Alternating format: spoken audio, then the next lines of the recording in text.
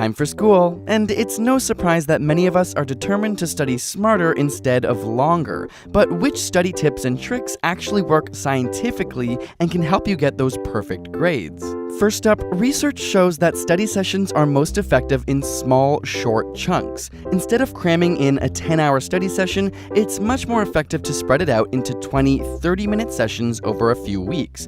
This is because your brain is better at encoding information into the synapses in short, repeated sessions as opposed to one large one. And this is why even learning different skills, whether it's swimming, tennis, or a singing lesson, often follows this same format. And while cramming and pulling all-nighters may be a ritual, it turns out that this is linked to the lowest grades. After prolonged nocturnal study sessions, reasoning and memory may be negatively affected for up to 4 whole days.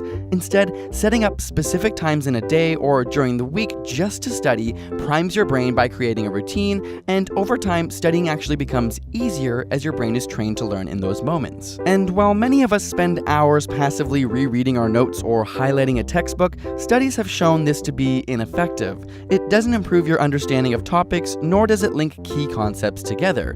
It can even be detrimental as it draws your attention to less important information. Flashcards, on the other hand, are proven to be excellent memory reinforcement tools, whether during your scheduled study times or during off times like a bus ride home. It also helps to have a specific goal for each study session. Instead of aimlessly studying, pick one aspect you'll focus on, whether it's balancing chemical equations or learning how to conjugate French verbs. If you can't explain it simply, then you don't understand it well enough.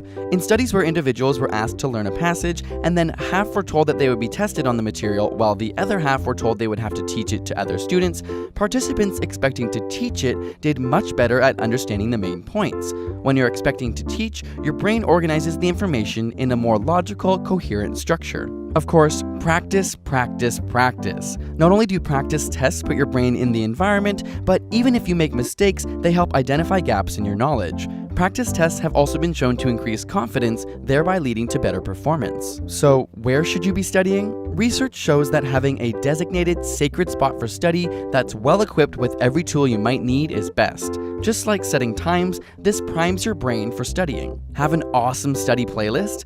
Not so fast. While some studies have shown that certain types of classical music can help improve concentration, a recent study has shown that learning with rhythmic background noise can be detrimental to focus, and those not using music fared much better. And if you haven't already, put away your phone. This is a no-brainer, but your texts and social media notifications severely decrease concentration. Of course, exams can be extremely stressful, so if you want some tips on how to deal with exam anxiety, check out our ASAP Thought video, which breaks down some tips for that. Link in the description. And a big thank you to TD Bank for sponsoring this video. If you're heading to campus this fall, click on the link below or visit td.com/student to see how TD can help you start school with a plan.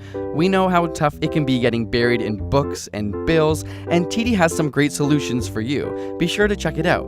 And subscribe for more weekly science videos.